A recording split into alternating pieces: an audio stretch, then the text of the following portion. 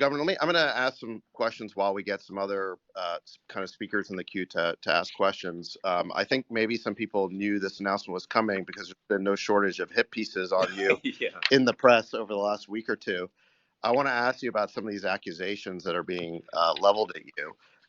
Last week, the NAACP issued a travel advisory against your state, claiming that Florida is not a safe place for minorities to visit. What do you say to those who've been advised that somehow they aren't welcome in your state?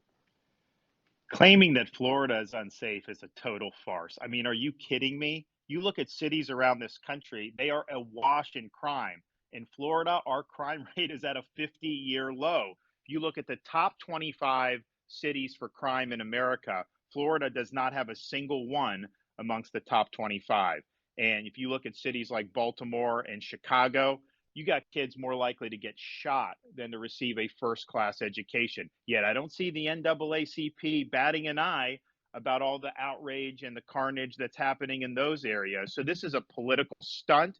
These left wing groups have been doing it for many, many years. And at the end of the day, what they're doing is colluding with legacy media to try to manufacture a narrative. Now, the good news is fewer and fewer Americans are gullible enough to believe this dribble.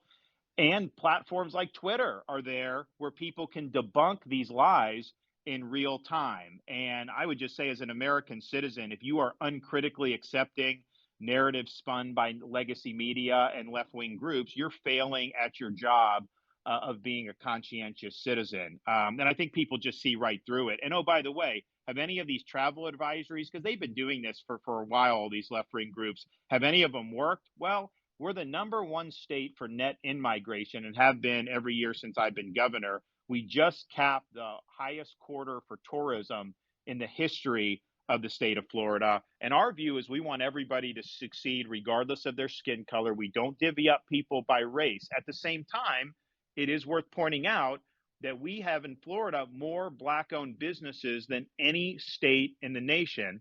And we've also had more African Americans lead state agencies under my administration than at any time in Florida history. But with us, they're there because of merit, not because we're trying to play identity politics. And if you want to look at education, the Black students in Florida perform much higher than Black students in most other states. We rank #3 in fourth grade reading and #2 in fourth grade math amongst our Black student population. And oh, by the way, the head of the NAACP lives in Florida, and a lot of their board members have put out on social media during my governorship Florida vacations where they seem to be having an awful good time.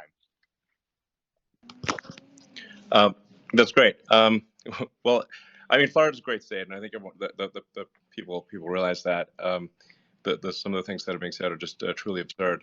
I mean, I saw some headline from The Atlantic basically claiming that anyone who listens to this Spaces on Twitter is basically a Nazi. That was The Atlantic, and then Vanity Fair said that that you were hosting or interviewing because David Duke wasn't available. Oh yes. Although I'm not totally sure who they were saying was David Duke. I don't know if it was you or Governor DeSantis. It's sort of a little bit unclear, but I think this is a function of the legacy media, these corporate journals. They're in their little bubble.